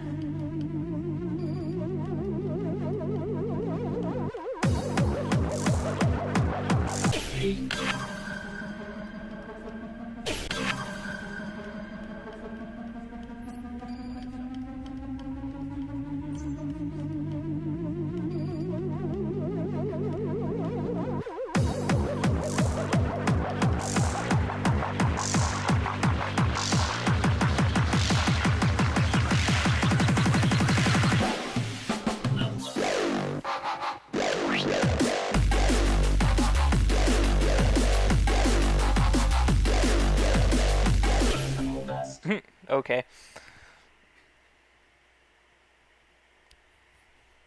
Yeah. Alright. Well, I know what those are about now. I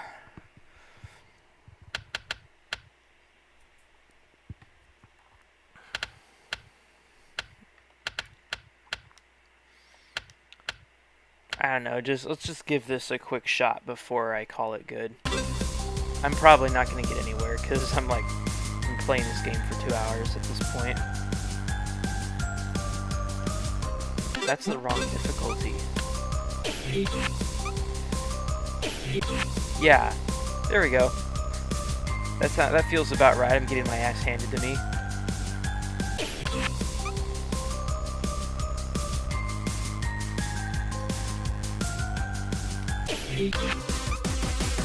So aside from the mystery achievement, this is the only achievement I don't have, since I used that stretch trick to do centrifugal force and bipolarity.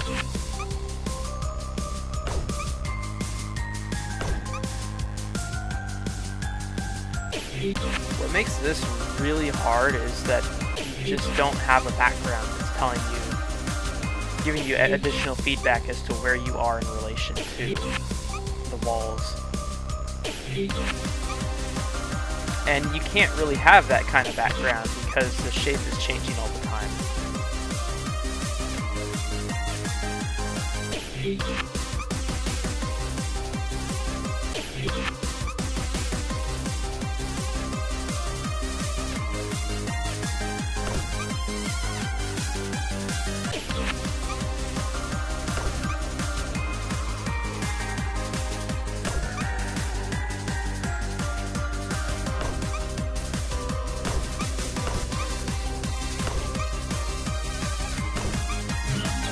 Okay, how did I... Man. Yeah, but she might be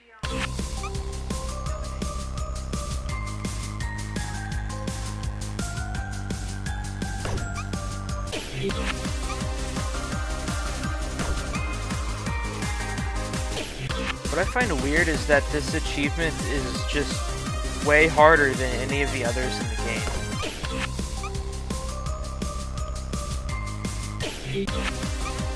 45 seconds of this, I can't even survive 15.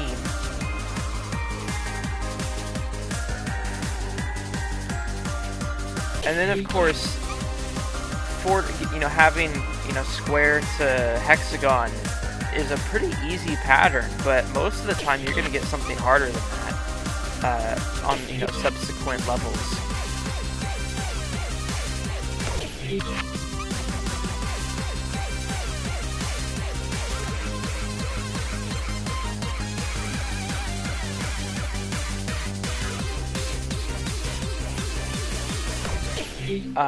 Yeah, I wasn't gonna pass that.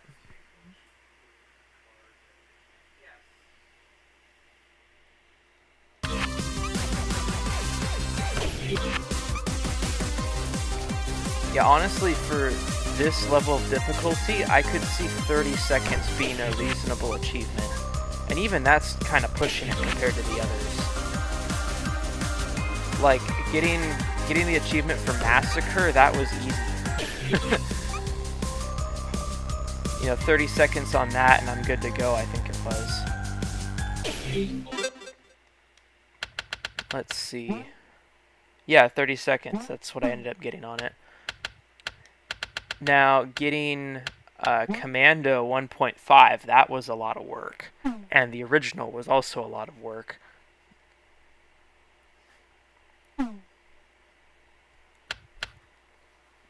This level I found to be easier than Pyragon, just trying to get to a minute. But going past a minute, that's been a lot harder.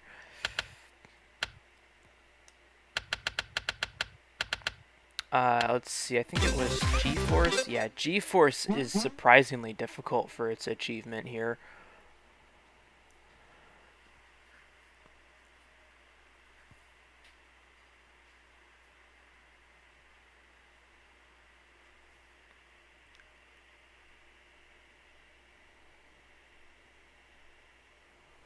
Oh, I bet. Repause. This one is interesting. I should probably log in. Actually, I should probably stop playing, right? But,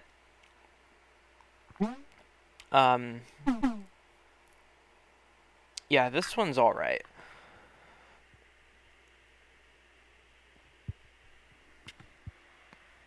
I think I could expand on this a lot now. Like with this slower speed, definitely. Bipolarity is a lot of fun. But it took me a long time to get the achievement just for normal speed. I did it without using the stretch trick. But I absolutely needed that trick for the part mode.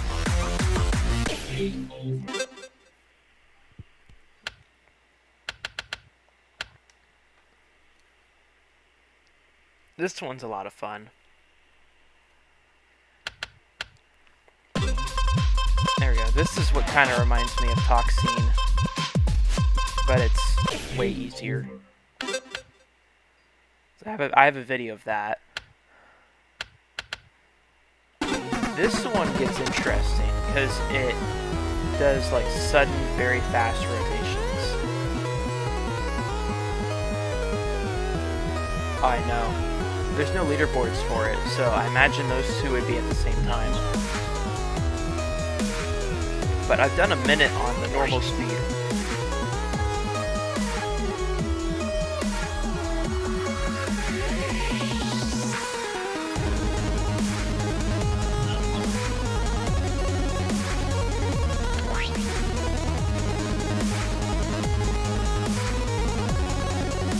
Yeah, I just picked whatever was highly rated on the Steam Workshop.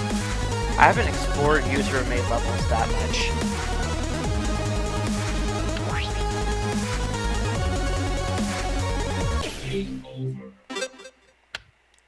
Don't know why I messed that up. This one's got a little bit more spice to it. You got this thing that's running around just trying to sweep you.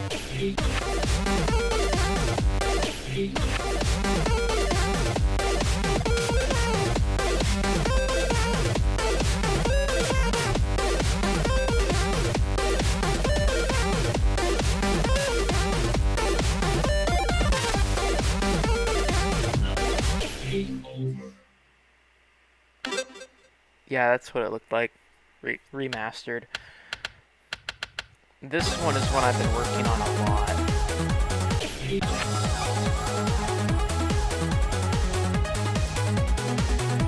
It's simple but hard.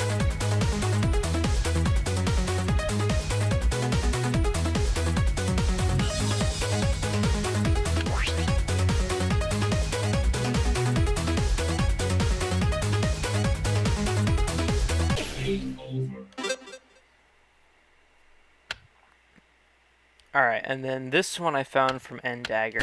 People have been getting extreme records on this. Basically, you're inside the shape, and then all you have to do is follow it.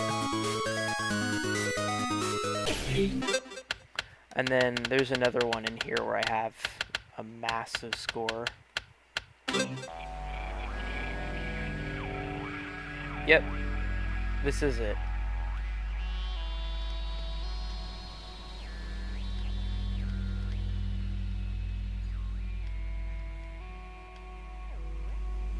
It doesn't really get any harder than this.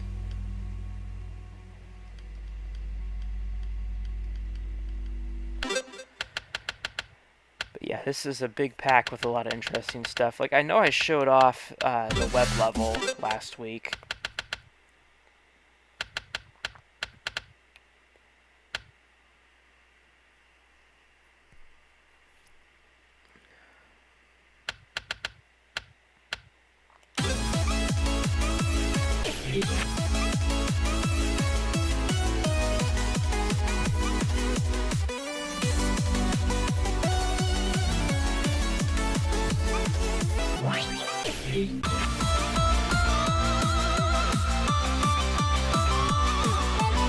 Well, anyway, I'm just stalling ending the stream, so I guess after this attempt we'll call it good. I did this last week, I remember, so...